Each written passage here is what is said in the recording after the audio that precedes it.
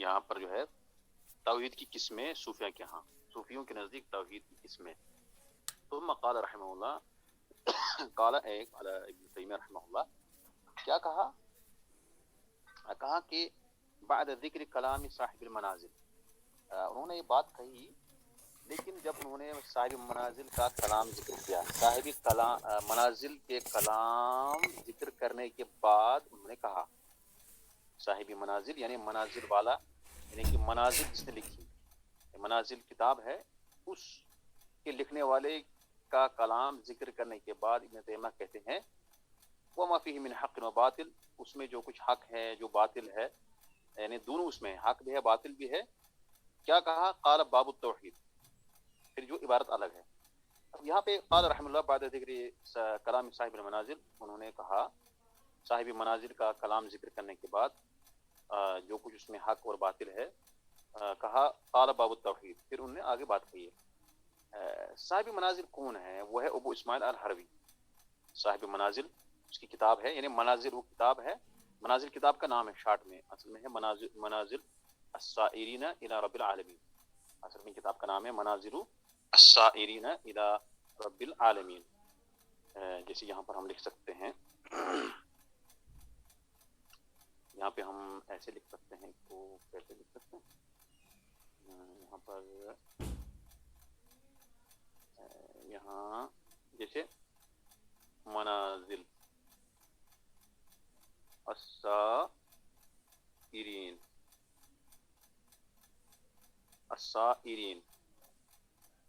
یعنی چلنے والوں کی منازل، الی رب العالمین، تو واضح ہے الی رب العالمین. یہ کتاب کا نام ہے. یہ کتاب لکھنے والا منازل السائرین جو ہے اس کو کہتے ہیں المنازل، شارٹ میں اس کو المنازل کہتے ہیں، لیکن اس کتاب کا نام جو ہے وہ میں نے آپ کو بتایا. یہ کتاب جو ہے لکھی ہے ابو اسماعیل الحروی نے. ابو اسماعیل آپ جیسے لکھتے ہیں الحروی، الحر الف لام، یہ الف ہے یہ لام ہے، ہر وی، 481 میں ان کی وفات ہوئی ہے ہجری میں. تو یہ مقصود ان کا یہی ہے، بعد ذکری کلام صاحب المنازل. انہوں نے کتاب لکھی ہے، یہ صوفی تھے، انہوں نے کتاب لکھی منازل السائرین الی رب العالمین. پھر بعد میں اس کتاب کا جو ہے اس کی شرح کی ہے ابن قیم نے بھی اس کی شرح کی ہے. مدارج السالکین جو ہے یہ شرح ہے اسی کی، مدارج السالکین بین منازل ایاک نعبد و ایاک نستعین کتاب ہے ابن قیم کی. ابن قیم رحمہ اللہ نے کتاب شرح لکھی اس کی، منازل السائرین الی رب العالمین. چونکہ کتاب میں کچھ حق بھی ہے کچھ باطل بھی ہے، اور اس طرح سے یہ کتاب مشہور ہے، مانی جاتی ہے. اس کے ساتھ ساتھ جو ہے ایک اور کتاب ہے جو مشہور ہے، احیاء علوم الدین کتاب ہے غزالی کی، امام غزالی رحمہ اللہ کی، ابو حامد الغزالی 505 ہجری، وہ بھی کتاب ہے. اور یہ بھی کتاب ہے منازل السائرین الی رب العالمین. یہ دو مشہور کتابیں ہیں جس میں حق بھی ہے باطل بھی ہے. بہت سارے لوگ احیاء علوم الدین کو پڑھتے ہیں، اس کے اندر اچھی چیزیں بھی ہیں، اس کے اندر کچھ خرافات بھی ہیں، اس کے اندر ضعیف حدیثیں بھی ہے. اور اسی طرح سے منازل السائرین الی رب العالمین، اس کے اندر حق بھی ہے باطل بھی ہے، اس کے اندر اچھی چیزیں بھی ہیں اور بری چیزیں بھی ہیں، یعنی جو ہے باطل چیزیں بھی ہیں. اور ان میں سے جو ہے اس میں وہ صوفیوں کے بارے میں وہ بتا رہے ہیں کہ وہ توحید کی کیا قسمیں ہیں. ابھی آواز آ رہی ہے؟ جی شیخ جزاک اللہ. وہ کہہ رہے ہیں کہ ثم قال رحمہ اللہ بعد ذکر کلام صاحب المنازل وما فيه من حق و باطل، اس نے پھر جو ہے یہ ابن طیبہ نے کہا، جب اس نے جو ہے منازل السائرین کا کلام جو ہے ابو اسماعیل الحروی کا کلام ذکر کرنے کے بعد اس میں جو کچھ حق ہے جو کچھ باطل ہے وہ ذکر کرنے کے بعد کہا باب التوحید. قال اللہ تعالی، یہ ایک باب ہے، قال باب التوحید، قال اللہ تعالی، توحید کا باب. اللہ تبارک نے فرمایا شہید اللہ انہ لا الہ الا هو اولو العلم، پھر اس کے بعد آیت ہے واولو العلم قائما بالقسط انہ لا الہ الا هو العزیز الحکیم. تو شہید اللہ انہ لا الہ الا هو، قال کیا کہا؟ اس کے بعد کہا والتوحید علی ثلاثه اوجه، توحید جو ہے اس کی تین وجوہات ہیں، یعنی تین اوجہ ہیں، یعنی تین اقسام ہیں.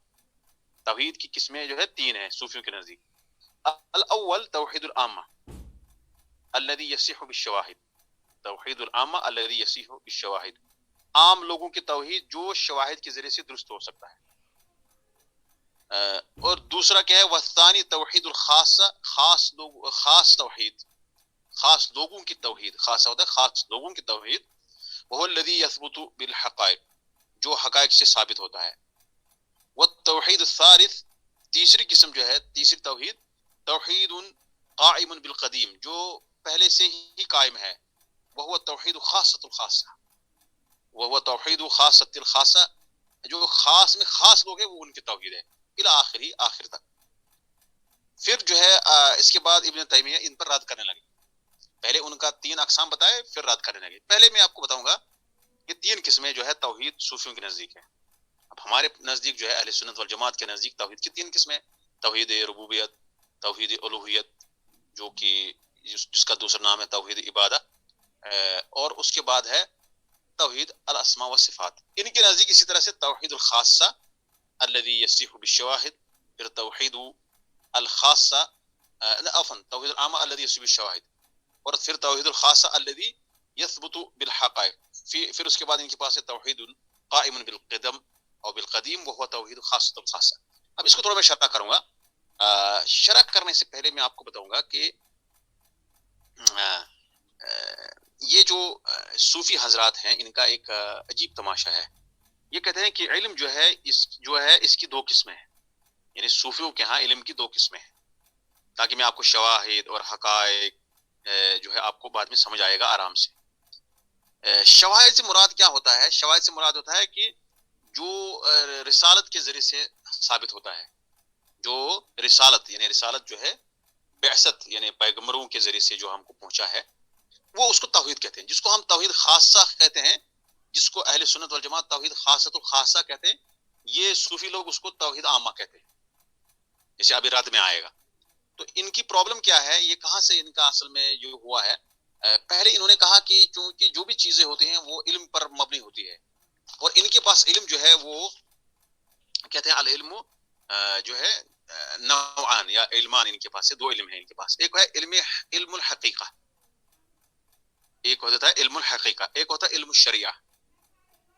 اب یہ اس کی مثال کیا ہے؟ علم حقیقت، حقیقی علم جو ہوتا ہے، حقیقت کا علم اور شریعت کا علم. ایک ہوتا ہے حقیقت کا علم، ایک ہوتا ہے شریعت کا علم.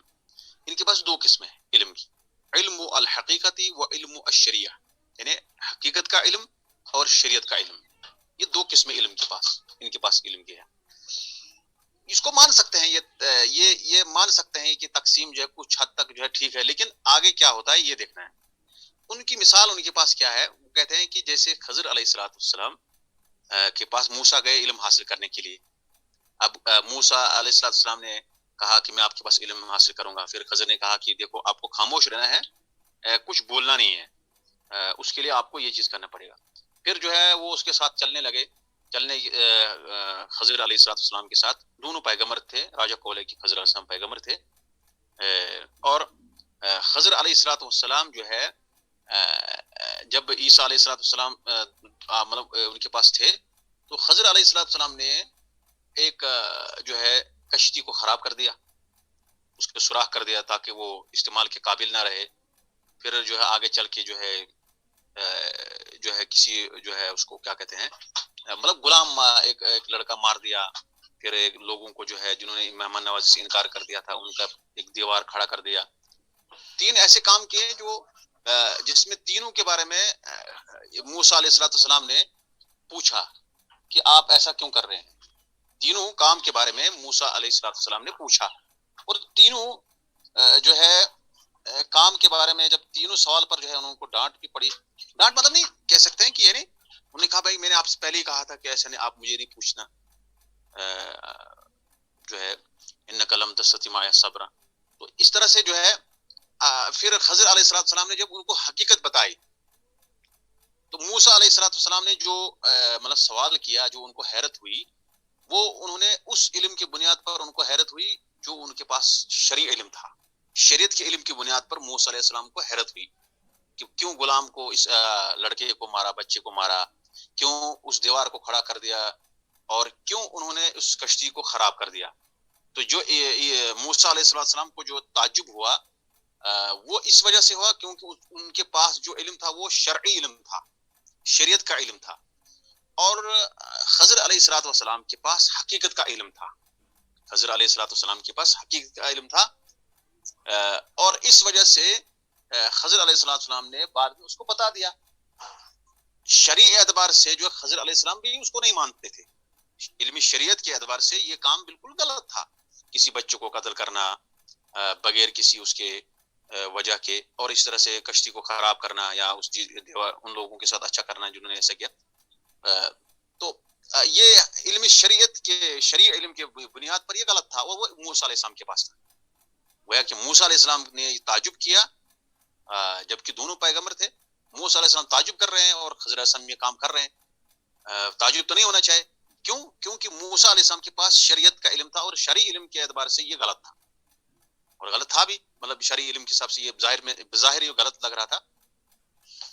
اور جب خضر علیہ السلام نے حقیقت بیان کی، اور وہ حقیقت موسیٰ علیہ السلام کو پتہ نہیں تھا، وہ حقیقت کا علم موسیٰ کو نہیں تھا، اس لیے خضر علیہ السلام نے جب ان کے پاس حقیقت کا علم تھا، علم الحقیقہ ان کے پاس تھا، حقیقت کا علم تھا، اور حقیقت کا علم جو ہے جب انہوں نے بیان کر دیا حقیقت کیا ہے، کیونکہ غلام جو تھا اس طرح سے تھا، وہ ہم نے سوچا کہ یہ جو ہے بعد میں بڑا ہو کر اس طرح سے کرے گا، فخشینا ان حکمت ہو گیا نا وہ کفرا.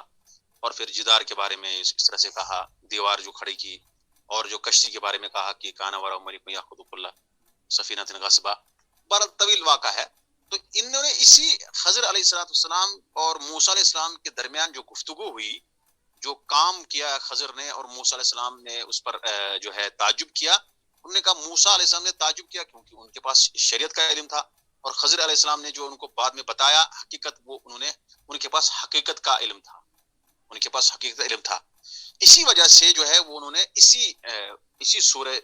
اسی واقعہ سے جو موسیٰ علیہ السلام اور خضر علیہ السلام کے ساتھ ہوا، ان کے درمیان جو یہ مسئلہ پیش آیا، انہی واقعات سے انہوں نے علم کو دو حصوں میں تقسیم کر دیا. انہوں نے کہا ایک ہے علم حقیقت کا علم، اور ایک ہوتا ہے شریعت کا علم، علم الحقیقتی و علم الشریعہ. یہ دو علم اس کو یہ مانتے ہیں. حقیقت کا علم جو ہے وہ خضر علیہ السلام کے پاس تھا، اور شرعی علم جو ہے شریعت کا علم جو ہے وہ موسیٰ علیہ السلام کے پاس تھا. شرعی علم کس کے پاس تھا؟ موسیٰ علیہ السلام. وہ کہ موسیٰ شریعت پر تھے اور خضر حقیقت پر تھے. ان کا کہنے کا مطلب ہے کہ موسیٰ جو شریعت پر تھے اور خضر علیہ السلام جو ہے وہ اس پر حقیقت پر تھے. اب جن لوگوں کو یہ خاص کہتے ہیں، جن لوگوں کو یہ خاص سمجھتے ہیں، جن لوگوں کو یہ عام سمجھتے ہیں، وہ یہاں یہ موسیٰ کو عام سمجھتے ہیں. موسیٰ نے جو کیا وہ عام تھا، اور جو خضر علیہ السلام نے کیا وہ خاص تھا، وہ حقیقت تھی. یہ لوگ اسی اعتبار سے یہاں سے انہوں نے توحید کو تین حصوں میں تقسیم کر دیا. یہاں سے انہوں نے اسی بنیاد پر انہوں نے لوگوں کو بھی تین حصوں میں تقسیم کیا اور توحید کو بھی تین حصوں میں تقسیم کیا. لوگوں کو تقسیم کیسے کیا؟ یہ کہہ رہے ہیں کہ سب سے پہلے آپ کو مرید بننا ہے، سب سے پہلے آپ مرید بنیے، آپ ظاہری شریعت پر عمل کیجئے، اور نماز پڑھیے، آپ زکوٰۃ دیجئے، سارا کچھ کیجئے، پہلے آپ کو مرید بننا ہے. یہ پہلا آپ کا سٹیپ ہے، پہلا درجہ جو ہے آپ کا یہ ہے، پہلی منزل آپ کو یہ ہے. اس کو کہیں گے ہم منازل السائرین الی رب العالمین، رب العالمین کی طرف جو جانے والے ہیں. اس کتاب کا نام بھی اس نے رکھا ہے، اس میں اس نے وضاحت کی ہے، منازل السائرین الی رب العالمین. جو اللہ کی طرف جانے والے ہیں ان کے کتنے منازل ہے، کیسے منازل ہوتے ہیں. تو پہلی منزل کیا ہے؟ مرید. یہ شریعت کو نماز پڑھتا ہے، روزہ رکھتا ہے، زکوٰۃ دیتا ہے، محرمات سے بچتا ہے، حرام کاموں سے بچتا ہے، یہ ہوگا مرید. اور دوسرا جو ہے وہ دوسرا اس کو کہتے ہیں سالک. جو سالک ہے وہ حقیقت والوں میں سے ہے، وہ ان لوگوں میں سے ہے جو حقیقت پر چلتے ہیں. کیا حقیقت پر چلتے ہیں؟ مطلب اب جو ہے نماز وغیرہ جو ہے اس کو زیادہ ضرورت نہیں ہے. اب یہ کیا کرتا ہے؟ زیادہ ذکر و اذکار کرتا ہے، اورات پڑھتا ہے، اور ناچتا ہے، گھومتا ہے، موسیقی وغیرہ اختیار کرتا ہے، عجیب عجیب حرکت کرتا ہے، خود سے بنائے ہوئے حرکات کرتا ہے، گانا سنتا ہے، گانا بجاتا ہے، رباب سارا. اب یہاں جو ہے اس کو دوسرا درجہ جو ہے ایک بندے کا مرید سے لے کر دوسرا درجہ اس کو ہو جاتا ہے، وہ بن جاتا ہے سالک، سین الف سا لام کے کیب، سالک چلنے والا. یعنی اب اس کو نماز نہیں زیادہ اہتمام کرتا ہے، اب یہ گانا بجاتا ہے زیادہ، نماز بھی پڑھتا ہے تھوڑا سا لیکن گانا وغیرہ اذکار اسی پر زیادہ کرتا ہے. پھر اللہ اللہ ہو کر کے ہاں بک بک، وہ جو کتوں کی آواز کبھی کرتے ہیں جیسے خرافات کرتے ہیں وہ، پھر وہ اس درجے تک پہنچ جاتے ہیں. دوسرا درجہ ان کا ہو گئے، یہاں وہ کہتے ہیں کہ یہ ہم ایسا کیوں کرتے ہیں، کیونکہ ہم حقیقت کو پہنچ گئے. پہلے ہم شریعت پر تھے اس لیے ہمیں نماز پڑھنا تھا، زکوٰۃ دینی تھی، روزہ رکھنا تھا، حرام کاموں سے بچنا تھا، ہم شریعت پر تھے. اب ہم شریعت سے نکل کر، اب ہم مرید تھے، اب ہم شریعت سے نکل کر دوسرے درجے میں ہم پہنچ گئے. اب ہمیں شریعت کی زیادہ ضرورت نہیں ہے، اب خرافات ڈال دیا جو ہے اس کے اندر مطلب جو ہے اب زیادہ اذکار اوراد جو زبان سے ایسی چیزیں پڑھنا، بار بار پڑھنا، ایسی چیزوں کا ایجاد کرنا، طریقے ایجاد کرنا جن کو طرق کہتے ہیں، صوفیوں کے طریقے جو ہے وہ الگ الگ پھر ہو جاتے ہیں. تو ان کا جو ہے اس میں اب یہ تکالیف سے تھوڑا سا چینج کر کے اپنے آپ کو یہ زبانی جو ہے اوراد وغیرہ اذکار پڑھتے ہیں، اور حرکات جو ہے الگ الگ یہ پیدا کرتے ہیں عبادت کے لیے. ایسی عبادات کرتے ہیں جن کا کوئی اسلام سے لینا دینا نہیں، کیونکہ اب یہ کہتے ہیں کہ اب ہم حقیقت کو پہنچ گئے. پھر تیسرا درجہ یہ کیا ہے کہ تیسرا جو ہے آدمی جو بنتا ہے، پہلا مرید، دوسرا سالک، تیسرا بنتا ہے واصل. اب واصل جو ہوتا ہے وہ واصل مطلب ہوتا ہے پہنچ گیا. پہلا درجہ اس کا مرید ہے، پہلی منزل. دوسری منزل ہے یہ سالک ہے، یا پہلے نماز پڑھتا تھا، سب کچھ کرتا تھا. دوسری منزل ہے اب یہ ناچنے لگا، گانے لگا، اوراد پڑھنے لگا، وہ کرنے لگا، وہ سارا چیز ایسے خرافات کرنے لگا، ایسے عبادات کے طریقے ایجاد کرنے لگا جو ہے نہیں کہیں، کیونکہ حقیقت پر پہنچ گیا. یہ دوسری منزل ہے اس کی.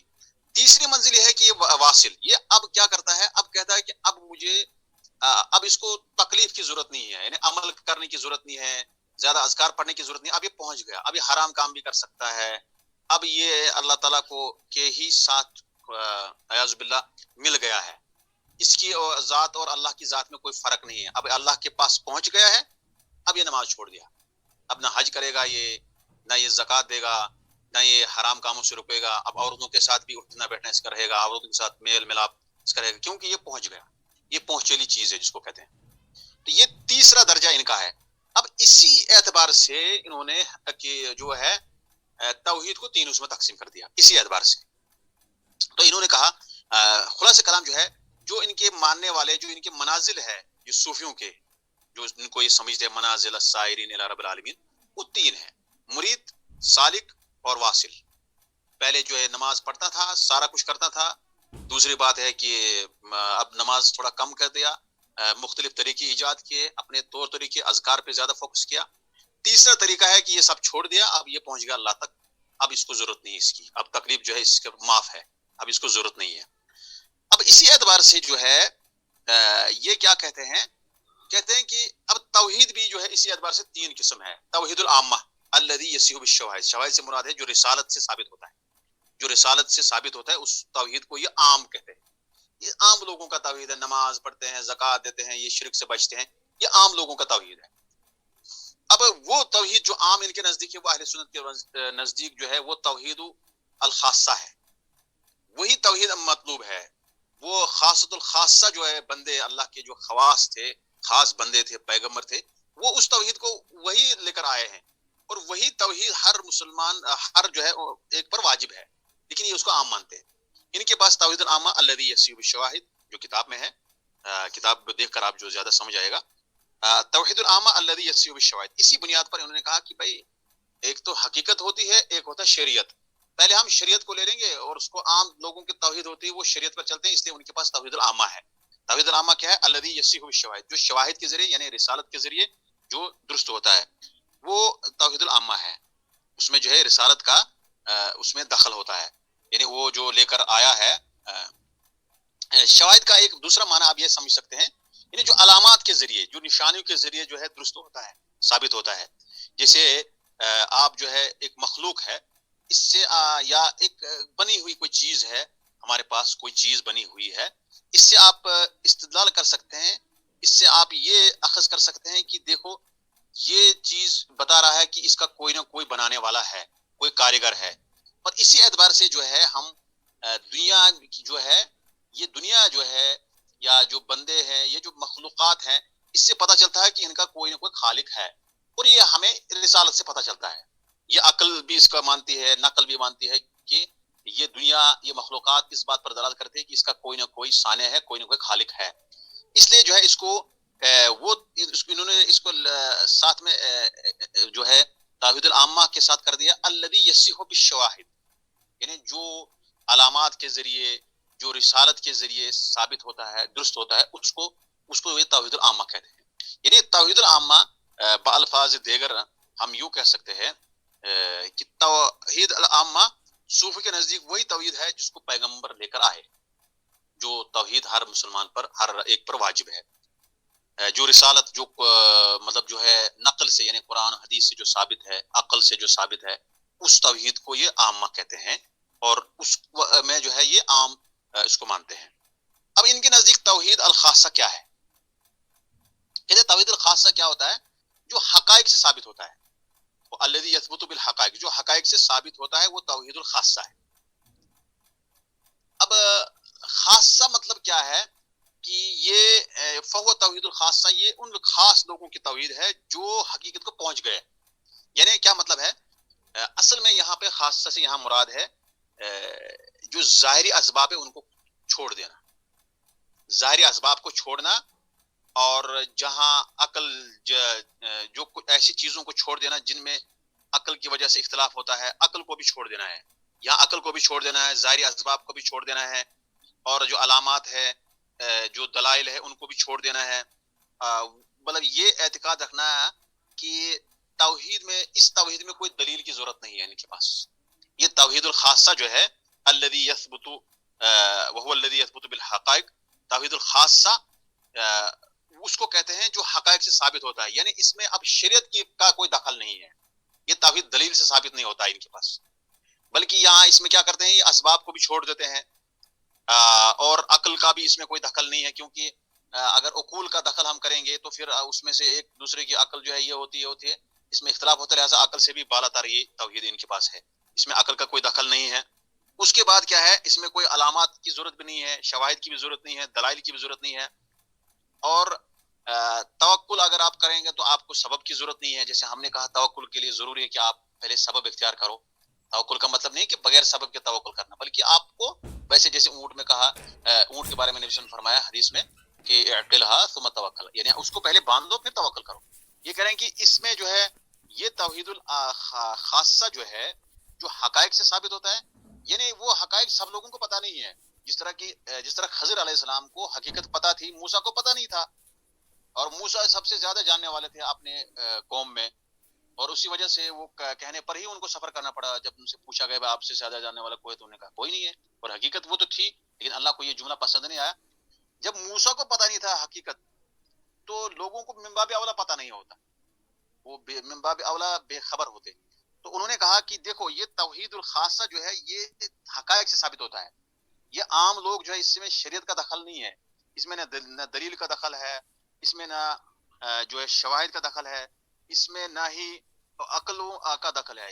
کہنے کا مطلب ہے کہ جو ظاہری اسباب ہے ان کو چھوڑ دینا ہے، ظاہری اسباب کو گرا دینا ہے، ان کو چھوڑ دینا ہے، ان کو ترک کرنا ہے، تبھی آپ توحید الخاصہ اپنا سکتے ہیں، تبھی آپ اس منزل تک پہنچ سکتے ہیں. آپ کے پاس توحید الخاصہ تبھی آپ سے ہو سکتا ہے، اس کے جو ہے ماننے والے آپ مانے جائیں گے جب آپ اس اسباب کو چھوڑ دیں گے، ظاہری اسباب کو. آپ کو توکل کرنا ہے، سبب نہیں کرنا ہے. بس آپ کہیں گے گھر میں بیٹھے ہیں اللہ دے گا، گھر میں آپ جو اللہ اللہ کرو آپ کو مل جائے گا. یہ توکل ان کے پاس ہے، یہ توکل فاسد ہے، کیونکہ یہاں یہ سبب جو ہے نہیں مانتے اس توکل میں، یعنی اس میں سبب کا کوئی دخل نہیں ہونا چاہیے. ایسا توکل ان کے پاس ہوتا ہے اس توحید میں، اس توحید الخاصہ میں، کہ اس میں اس توکل میں سبب کا آپ بالکل ذکر ہی نہیں کریں. آپ سیدھا آپ کہیں کہ میں بیٹھوں گا اور کھانا آ جائے گا، ویسے جیسے مریم کو آیا تھا. یہ ایسا نہیں ہے، مطلب یہ ایسا سمجھتے ہیں کہ توکل میں سبب کی ضرورت نہیں ہے. اب اسی طرح سے آپ کو جہنم سے بچنے کے لیے عمل کی ضرورت نہیں ہے، آپ بس ایسے ہی رہو، آپ خاصہ ہو گئے، آپ حقیقت کو پہنچ گئے. اب آپ کو جو ہے نجات پانے کے لیے وسیلے کی ضرورت نہیں ہے، اور وسیلہ کیا ہے؟ اعمال ہے، یعنی آپ کو اعمال صالح بھی نہیں کرنے ہیں. اب آپ جو ہے ایسے موحد ہو گئے جو خاص ہیں، اور وہ خاص توحید جو ہے توحید خاص کو آپ پہنچ گئے. وہ توحید خاص حقائق سے ثابت ہوتا ہے، یعنی وہ حقیقت عام لوگوں کو پتہ نہیں ہے، نہ اس میں شریعت کا دخل ہے، نہ اس میں عقل کا دخل ہے، نہ اس میں اسباب کا دخل ہے. توکل کرو، فاسد توکل کرو، اور آپ جو نجات طلب کرو وہ نجات جس میں کوئی آپ کو وسیلہ نہیں ہے آپ کے پاس، یعنی جو الٹا کرو.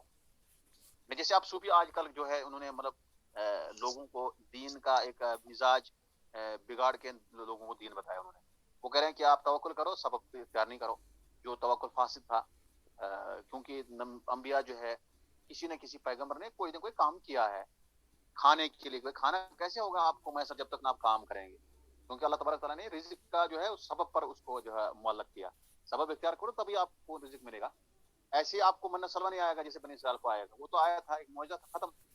وہ تو نہیں آئے گا. لیکن آپ اس کے بعد اللہ تبارک تعالیٰ نے جو توکل کی تعریف ہے، جو توکل جو اہل سنت والجماعت اس کو مانتے ہیں، جس کو پیغمبر مانتے تھے، وہ توکل سبب کے ساتھ تھا. لیکن یہ سبب کو چھوڑ دیتے.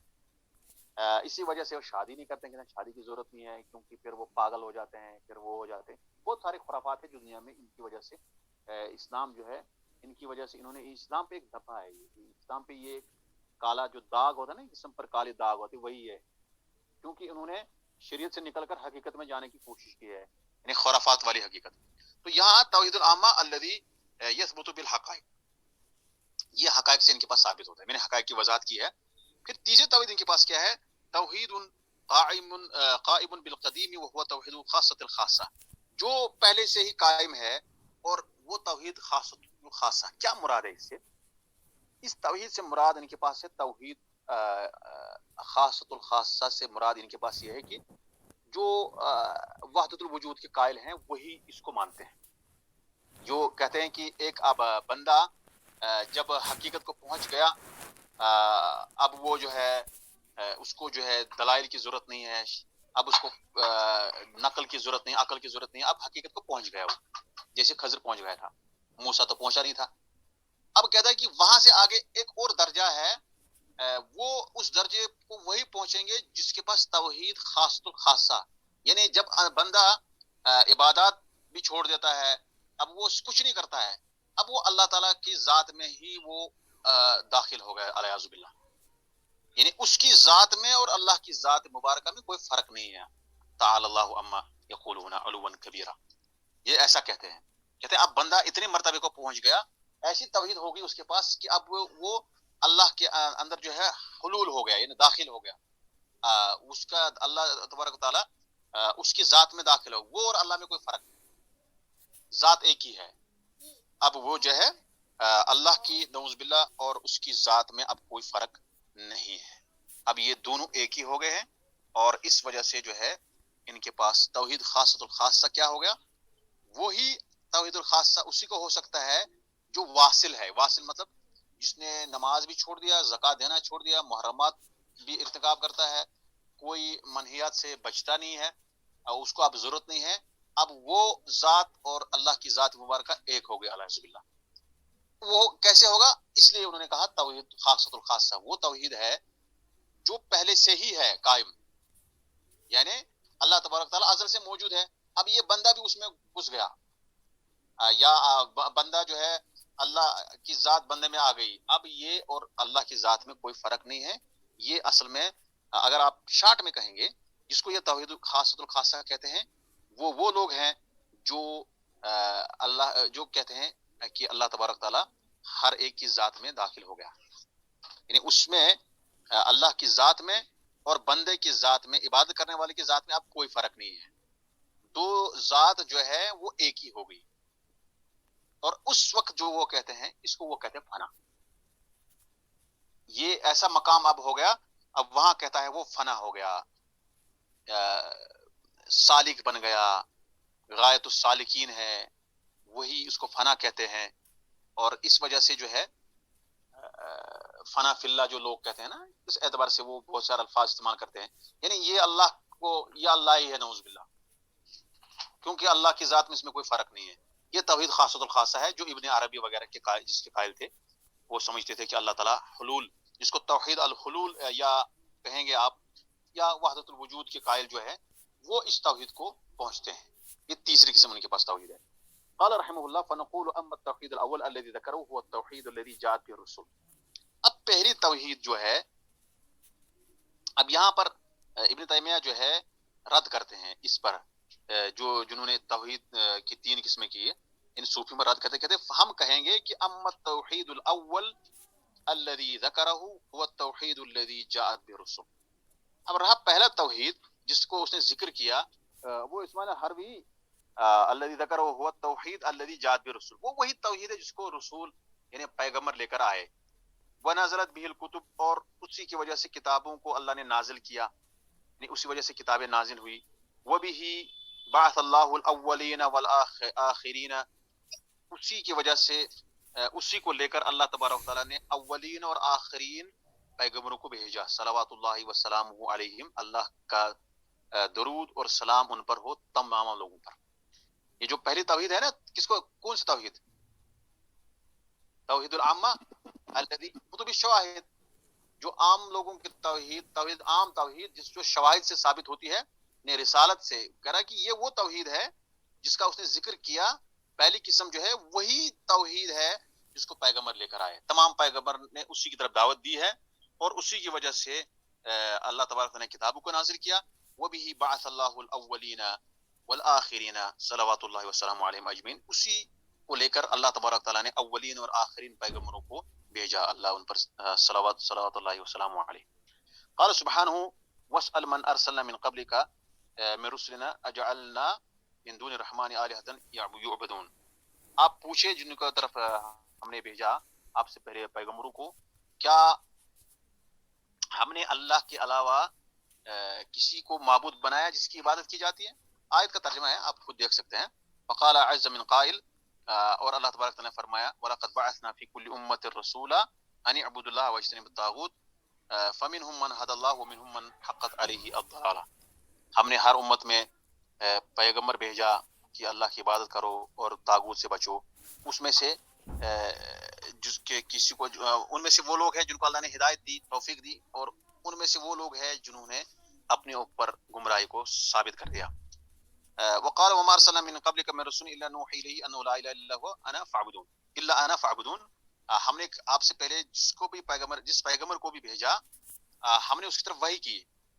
وما ارسلنا من قبلك، ہم نے نہیں بھیجا آپ سے پہلے من رسول کوئی بھی پیغمبر الا مگر ہم نے اس کی طرف وحی کی کہ اللہ کے سوا کوئی معبود حقیقی نہیں ہے، میرے سوا کوئی معبود حقیقی نہیں ہے، میری عبادت کرو، یعنی اللہ تعالیٰ کے دین. یہ آیت کا ترجمہ. آپ ایک آیت یاد رکھیں، وَلَقَدْ بَعَثْنَا فِي كُلِّ أُمَّةٍ رَسُولًا أَنِ اعْبُدُوا اللَّهَ وَاجْتَنِبُوا الطَّاغُوتَ.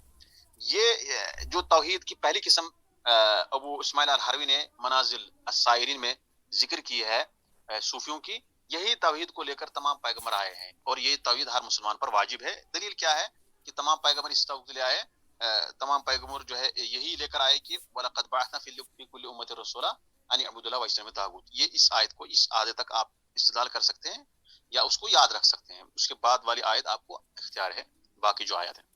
وقت اخبر اللہ عن کل من الرسل، اللہ تبارک تعالیٰ نے ہر پیغمبر کے متعلق بتا دیا، خبر دی. پیغمبروں سے ہر ایک کے بارے میں اللہ تعالیٰ نے خبر دی، مثل نوح وہود وصالح وشعیب وغیرہم، جیسے نوح ہے، ہود ہے، صالح ہے، شعیب علیہ السلام، اور ان کے علاوہ جو پیغمبر ہے. انہم قالوا لقومہم، انہوں نے اپنے پیغمبروں سے کہا اعبدوا اللہ ما لکم من الہ غیر، آپ اللہ کی عبادت کرو، اللہ کے سوا کوئی معبود نہیں ہے برحق. یہ سارے پیغمبروں کے بارے میں، بہت سارے لوگوں کے پیغمبروں کے بارے میں اللہ تعالیٰ نے خبر دی کہ ہم نے ان کو اس لیے کہا ہے اپنے قوم سے کہو کہ اللہ کی عبادت کرو، اللہ کے علاوہ کوئی حقیقی معبود نہیں ہے. وہذا اول دعوت الرسل واخرها، یہ جو ہے پیغمبروں کی پہلی دعوت ہے. اول دعوت الرسل، کیا یہ بات کو پڑھو. وهذا أول دعوة الرسل وآخرها. ہاں، یہ پیغمبروں کی پہلی دعوت ہے اور آخری دعوت ہے. یہ پیغمبروں کی یہ پہلی دعوت ہے اور یہ آخری ان کی رہی. قال نبی صلی اللہ علیہ وسلم امرت ان قاتل الناس حتى يشهدوا ان لا اله الا الله. نبی صلی اللہ علیہ وسلم فرمایا کہ مجھے حکم دیا گیا، یعنی مجھے اللہ نے حکم دیا، حکم دینے والا اللہ ہے، کہ مجھے حکم دیا گیا، یعنی مجھے اللہ نے حکم دیا کہ میں لوگوں سے قتال کروں، جنگ کروں. حتی یشہدوا ان لا الہ الا اللہ، یہاں تک کہ وہ اللہ لا الہ الا اللہ کی گواہی دیں. وانی رسول اللہ، اور میں اللہ کا رسول ہوں. یہاں تک یہ گواہی نہ دیں، جب تک وہ یہ گواہی دیں تب تک نہ دے تب تک میں اسے لڑوں گا، مجھے لڑنے کا حکم دیا گیا. فَإِذَا قَالُوهَا عصموا منی دماءهم واموالهم الا بحقها. جب انہوں نے اس کو کہا تو انہوں نے اپنا مال، اپنا خون، اپنا مال محفوظ کر دیا، الا بحقها، مگر شرعی طور پر، حق کے ساتھ جو ہے جائز ہے. یعنی کہ اگر کسی نے بدکاری کی تو مارا جائے گا، سنسار کیا جائے گا. اگر کسی نے کسی کو قتل کیا تو قتل کیا جائے گا. اگر کسی نے دین کو چھوڑ دیا، مرتد ہو گیا، تو اس کو قتل کیا جائے گا. اس کا مطلب الا بحقها. وحسابهم علی اللہ، اب ان کا حساب اللہ پر ہے. یعنی ان کا جو اندرونی جو ہے سرائر جو ہے وہ اللہ کے حوالے ہے. ان کے دلوں میں کیا راز ہے، کیا ہے معاملہ، یہ اللہ پر ہم چھوڑ دیں گے. ظاہری طور پر ہمیں حکم لگانا ہے. وقال فی الصحیح، اور صحیح حدیث میں ہے مسلم کے اندر، من مات وهو يعلم ان لا اله الا دخل الجنہ، جو مر گیا اور اس حال میں کہ وہ جانتا تھا کہ اللہ کے سوا کوئی حقیقی معبود نہیں ہے، دخل الجنہ، وہ جنت میں داخل ہو گیا. وقال من كان اخر كلام لا اله الا الله دخل الجنہ، اور یہ بھی نبی صلی اللہ علیہ وسلم نے فرمایا جس کا آخری کلام لا الہ الا اللہ، وہ جنت میں داخل ہو گیا. کہتا ہے والقرآن كله مملوء، یہ تو آیات ہیں، احادیث آپ سے گزر گئی ہیں، آپ نے پڑھا ہوگا ان کو. یہ احادیث یہ اس بات پر دلالت کر رہا ہے کہ تمام پیغمبروں کی دعوت اسی پہلی توحید کی طرف تھی جو صوفیوں نے پہلی قسم ذکر کی، جس کو وہ توحید العامہ کہتے ہیں، الذی یسوع بالشواہد. یہ پیغمبروں کی دعوت رہی ہے، اور اس کے دلائل کیا ہے؟ یہ ہم نے کہا وَلَقَدْ بَعَثْنَا فِي كُلِّ أُمَّةٍ رَسُولًا أَنِ اعْبُدُوا اللَّهَ وَاجْتَنِبُوا الطَّاغُوتَ. اس کی دلیل قرآن سے ہے. تمام پیغمبروں کی ہی دعوت رہی، اور اسی طرح وہ دعوت دیتے رہے، اور نبی صلی اللہ علیہ وسلم بھی اسی دعوت کو آگے بڑھاتے رہے. انہوں نے بھی کہا أُمِرْتُ أَنْ أُقَاتِلَ النَّاسَ حَتَّى يَشْهَدُوا أَن لَا إِلَهَ إِلَّا اللَّهُ. تو یہ اس بات پر دلالت کر رہا ہے کہ جو یہ توحید مانے گا وہ بچ گیا. یہ توحید جو ہے پیغمبروں کا تھا، جو کہ خاص الخاصہ تھے اس امت کے اس دنیا کے اندر، اور پھر انہوں نے اسی کی طرف دعوت دی ہے، جس کو صوفی لوگ عام مانتے ہیں. والقرآن كله مملوء من تحقیق هذا التوحید، قرآن جو ہے بھرا ہوا ہے، پورا کا پورا بھرا ہوا ہے اس توحید کو ثابت کرنے کے لیے، والدعوت الیہ، اور اس کی طرف دعوت دینے کے لیے. اسی توحید کو ثابت کرنے کے لیے، اسی توحید کو منوانے کے لیے قرآن جو ہے بھرا پڑا ہے سارا کا سارا، اور اسی کی طرف دعوت دے رہا ہے قرآن. اب پورا قرآن جب اسی توحید کی طرف دعوت دے رہا ہے، جس کو تم عام کہہ رہے ہو، جس کو کہہ رہے ہو کہ یہ توحید جو ہے یہ عام ہے، پھر اس کے بعد آپ دوسرے سٹیپ لے رہے ہو، پھر آپ تیسری قسم کی توحید بتاتا رہے ہو کہ جو انسان لاسٹ تک پہنچ جاتا ہے. تو اصل میں یہی توحید خاص الخاصہ ہے جس کو آپ عام مانتے ہیں. کیوں؟ کیونکہ قرآن جو ہے پورا کا پورا بھرا ہوا ہے اس توحید کو ثابت کرنے کے لیے اور اس کی طرف دعوت دینے کے لیے وہ دے رہا ہے. وَتَعْرِيقُ النَّجَاةَ وَالْفَلَاحِ بِحُصُولِهِ، کہہ رہا ہے کہ اور نجات اور کامیابی اس کے حاصل ہونے کے ہی وجہ سے ہو سکتی ہے. اللہ تبارک تعالیٰ نے نجات کو معلق کیا، کامیابی کو معلق کیا بحصول ہی، اس توحید کے حاصل ہونے کے ساتھ. یعنی جس کو یہ توحید حاصل ہو گیا، توحید الخاصہ جس کو آپ عامہ کہتے ہو، جس کو یہ حاصل ہو گیا وہی کامیاب ہو گیا. جو وہی نجات پائے گا اور وہی کامیاب ہوا جس کو یہ حاصل ہو گئی یہ توحید، جس کو تمام پیغمبر لے کر آئے، جس کو صوفی لوگ توحید العامہ کہتے ہیں. کہتا ہے کہ وہ معلوم ان الناس متفاضلون فی تحقیقی، یہ بات تو معلوم ہے. اب اس توحید کو جس کو آپ عام مانتے ہو، تمام پیغمبروں نے اس کی طرف دعوت دی، تمام پیغمبر جو ہے اسی کو مانتے تھے، اسی کی طرف دعوت دی، اور جس نے قرآن بھی جو ہے سارا اسی توحید کی طرف جو ہے اس توحید کو ماننے کے لیے، اس کو ثابت کرنے کے لیے قرآن اترا. قرآن جو ہے بھرا پڑا ہے، قرآن کے اندر ساری جو ہے، جو قرآن شروع سے لے کر آخر تک اسی توحید کی طرف دعوت دیتا ہے. اس میں یہی توحید ہے، شروع سے لے کر آخر تک یہی توحید قرآن کے اندر موجود ہے، اور یہی اسی توحید کی طرف وہ قرآن دعوت دیتا ہے. اور قرآن نے یہ کہا کہ جو شخص کامیاب ہونا چاہتا ہے، جو شخص جہنم سے نجات پانا چاہتا ہے، جو شخص کامیاب ہونا چاہتا ہے جہنم جنت میں جانے کے لیے، اس کو یہ حاصل ہونا چاہیے. قرآن نے نجات اور کامیابی کو معلق کر دیا اسی توحید کے ساتھ. جس نے یہ حاصل کیا وہ کامیاب ہو گیا اور وہ نجات پا گیا، جس کو نہیں ملا وہ جو ہے کامیاب نہیں ہوا. وہ معلوم ان الناس متفاضلون فی تحقیق. اب اس توحید کو ثابت کرنے میں، اس توحید کو اپنانے میں لوگ جو ہے، یہ بات معلوم ہے کہ لوگ اس توحید کو اپنانے میں الگ الگ رہتے ہیں، یعنی ان کے درجات مختلف ہوتے ہیں. وہ الگ الگ ہوتے ہیں، ان کے درجات مختلف ہوتے ہیں، وہ ایک جیسے نہیں ہیں. کیا ہے مطلب؟ وہ حقیقت ہو اخلاص الدین کلہ للہ. اب اس توحید کی حقیقت کیا ہے کہ دین کو سارا کا سارا اللہ کے لیے خالص کرنا، یعنی صرف اللہ کے لیے جو ہے دین کو خالص کرنا. والفنا فی ھذا التوحید مقرون بالبقاء. اس توحید میں جو فنا ہے وہ بقا کے ساتھ ملا ہوا ہے. کیا فنا مطلب؟ وہ ان تثبت الالہیہ، ان تثبت کیا ہے؟ الہیت الحق فی قلبک. حق کی جو الہیت ہے، حق کی جو معبودیت ہے، حق کا الہ جو ہے، حق کی الہیت آپ اپنے دل میں ثابت کر دو. حق سے مراد کیا ہے؟ یعنی اللہ کی جو الہیت ہے وہ آپ اپنے دل میں ثابت کر دو. وَتُنْفِي الْإِلَٰهِيَةَ مَا سِوَاهُ. اللہ کے سوا جو بھی الہیت ہے اس کو آپ انکار کر دو. پھر سے میں پڑھوں گا. کہہ رہا ہے کہ وَالْفَنَاءُ فِي هَذَا التَّوْحِيدِ. اس توحید میں جس کو آپ صوفی عام مانتے ہیں اور ہم اس کو خاص مانتے ہیں اہل سنت والجماعت، اور اس کو تمام پیغمبر لے کر آئے. کہہ رہا ہے کہ وَالْفَنَاءُ فِي هَذَا التَّوْحِيدِ. اس توحید میں جو فنا ہے وہ کیا ہے؟ مقرون بالبقاء. بقا کے ساتھ ملا ہوا ہے. خالی فنا نہیں ہوگا بلکہ اس میں فنا اور بقا دونوں ایک ساتھ ہیں. پھر اس کی تشریح کر رہا ہے وَهُوَ أَن تُثْبِتَ إِلَٰهِيَةَ الْحَقِّ فِي قَلْبِكَ. آپ اللہ کے یعنی حق کی الہیت اپنے دل میں ثابت کر دو کہ الہ ہے، اللہ تعالیٰ ہے. آپ اپنے دل میں پہلے اس کو ثابت کر دو. اور وَتُنْفِي الْإِلَٰهِيَةَ مَا سِوَاهُ. اور آپ انکار کر دو اللہ کے سوا جو بھی الہیت ہے، جس کو لوگ الہ مانتے ہیں اس کا آپ انکار کر دو. فَتَجْمَعُ بَيْنَ النَّفْيِ وَالْإِثْبَاتِ. تو آپ جمع کرو گے نفی اور اس بات میں. فتقول، اس کی وضاحت خود ہی کر رہے ہیں، تو بس آپ کہو گے لا الہ الا اللہ. فالنفی ہوا الفنا. آپ کہہ رہے لا الہ، اب نفی کر رہے کوئی الہ نہیں ہے. وہ مطلب ہے وہو ان وتنفی الہیت ما سوا لا الہ. یہ اس کا اس سے یہ پتا چلتا ہے کہ آپ اللہ کے سوا جو بھی الہیت ہے، جو بھی معبودان ہے، باطل ہے، آپ اس کا انکار کر دیتے ہو. اور فن نفی ہوا، آپ کہہ رہے ہو لا الہ، وہ ہوگا فن نفی ہوا الفنا. نفی کا مطلب ہوتا ہے پھر آپ کہتے ہیں الا اللہ، اور آپ ثابت کرتے ہو وتثبت الہیت الحق فی قلبک. آپ اللہ کی الہیت کو، اللہ کی معبودیت کو، اس کے جو ہے خالق ہونے کو اپنے دل میں ثابت کر دیتے ہو. تو آپ جو ہے دونوں النفی هو الفنا، نفی کو آپ فنا ترجمہ کر سکتے ہیں. تو نفی جو یہاں پر لا الہ میں جو نفی ہے یہ فنا کے معنی میں ہے. والاثبات هو البقاء. اس بات جو ہے وہ بقا ہے. گویا آپ اس بات کر رہے ہیں الا اللہ، یہ بقا ہے، اور آپ نفی کر رہے ہو اللہ کے سوا جو بھی معبودان باطل ہے، یہ کیا ہے؟ یہ فنا ہے.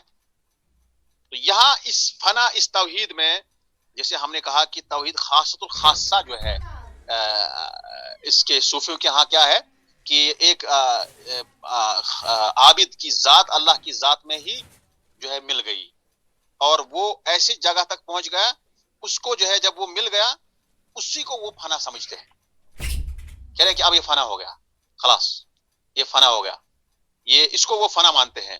اور اسی کو سالک کہتے ہیں کہ یہ سالکین کی، جو اس پر چلنے والوں کی یہ مقصد یہی ہوتا ہے، وہ ان کا یہی مقصد ہوتا ہے، ان کا یہی ہدف ہوتا ہے کہ وہ فنا ہو جائے. یعنی اللہ کے ذات میں اللہ وہ جو ہے سارے اللہ کی ذات اور اس کی ذات ایک ہو جائے، عابد کی اور معبود کی ذات ایک ہو جائے، اسی کو وہ فنا سمجھتے ہیں. اسی لیے اس کو دقیق انداز میں جو ہے ابن تیمیہ رد کرتے ہیں، کہتے ہیں کہ والفناء فی ھذا التوحید مقرون بالبقاء.